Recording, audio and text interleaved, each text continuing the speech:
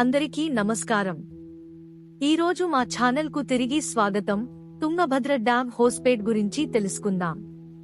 Tungabhadra dam, దీనిని పంపా సాగర్ అని కూడా పిలుస్తారు. ఇది భారతదేశంలోని కర్ణాటక రాష్ట్రంలో ఉన్న ముఖ్యమైన బహుళార్ధ సాధక ఆనకట్ట. స్థానం: ఇది విజయనగరం జిల్లాలోని హోస్పేట్ పట్టణానికి సమీపంలో ఉంది. నిర్మాణం: ఆనకట్ట నిర్మాణం 1949లో ప్రారంభమై 1953లో పూర్తయింది. ప్రయోజనం: ఇది నీటిపారుదల, విద్యుత్ ఉత్పత్తి మరియు వరద నియంత్రణతో సహా బహుళ ప్రయోజనాలను అందిస్తుంది. సాంకేతిక వివరాలు: డ్యాం 701 మీటర్ల స్పిల్వే పొడవుతో కూడిన మిశ్రమ రకం. ఇది తుంగభద్ర నదిని బంధిస్తుంది మరియు లోతైన పునాది నుండి 49.50 మీటర్ల ఎత్తును కలిగి ఉంది.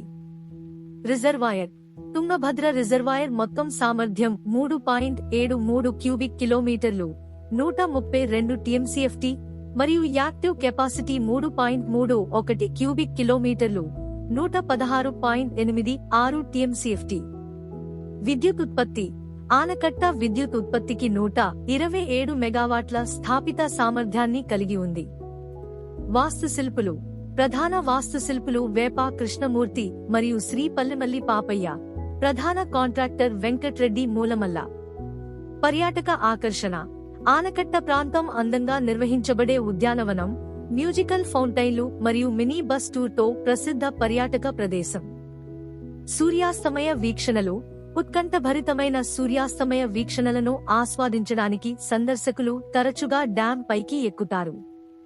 ఆనకట్ట ప్రాంతం యొక్క అభివృద్ధికి కీలకమైన మౌలిక సదుపాయాలు మాత్రమే కాదు, అందమైన తోటలను మరియు చుట్టుముట్టబడిన ప్రకృతి దృశ్యం యొక్క విశాల దృశ్యాన్ని అందిస్తూ పర్యాటక ఆకర్షణగా కూడా ఉంది.